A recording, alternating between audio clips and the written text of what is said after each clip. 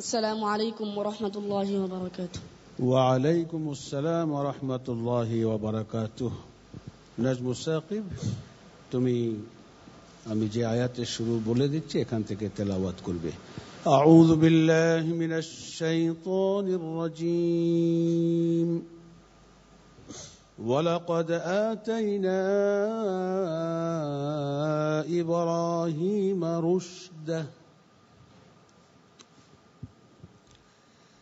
أعوذ بالله من الشيطان الرجيم. بسم الله الرحمن الرحيم. ولقد آتينا إبراهيم رشده من قبل وكنا به عالمين. إذ قال لأبيه وقومه ما هذه التماثيل التي أنتم لها عاكفون؟ قالوا وجدنا آباءنا لها عابدين. قال لقد كنتم أنتم وآباؤكم في ضلال مبين. قالوا أجئتنا بالحق أم أنت من اللاعبين؟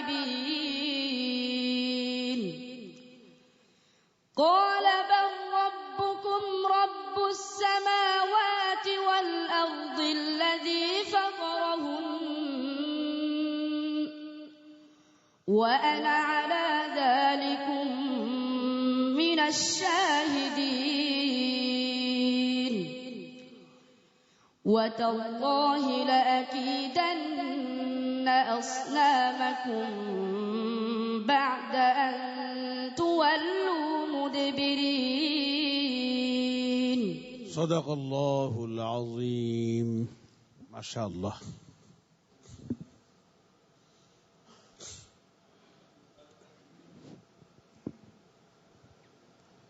নাজমুস সাকিবকে আমি একটি শব্দ বলবো কোরআনে কারিমে এই শব্দটি কয় জায়গায় আছে তুমি সঠিকভাবে উত্তর দিবে।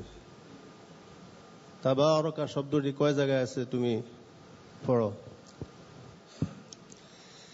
أعوذ بالله من الشيطان الرجيم. إن ربكم الله الذي خلق السماوات والأرض في 6 أيام ثم استوى على العرش يغشي الليل النهار يطلبه حثيثا والشمس والقمر والنجوم مسخرات بأمره ألا له الخلق والأمر تبارك الله رب العالمين. بسم الله الرحمن الرحيم. تبارك الذي نزل الفرقان على عبده ليكون للعالمين نذيرا. تبارك الذي إن شاء جعل لك خيرا من ذلك جنات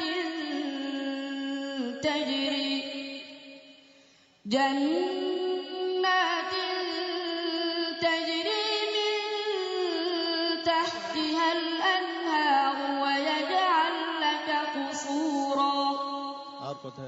تبارك الذي جعل في السماء بروجا وجعل فيها سراجا